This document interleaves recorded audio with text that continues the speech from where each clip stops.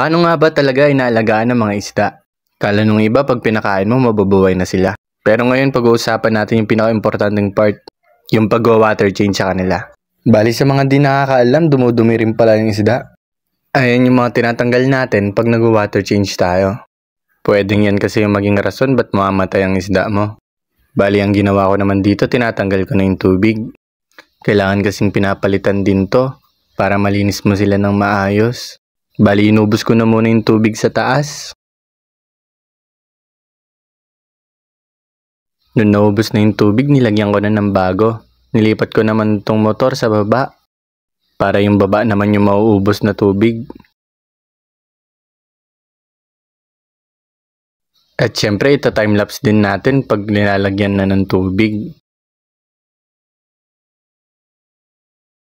Bali ito pala yung kailangan para di mamatay yung isda mo sa chlorine. Kasi yung isda mamamatay pag na-expose sila sa chlorine. Naglalagay din ako ng water conditioner para mas okay sa kanila. Ganun na din yung ginawa ko dito sa baba. Nung nalagay ko na yung mga dapat kong ilagay, inayos ko na tong isda ko. Ililipat ko na kasi siya dun sa aquarium niya talaga. Parehas pala silang maamo. Yung isa nga lang nangangagat. So yun lang. Salamat sa panonood.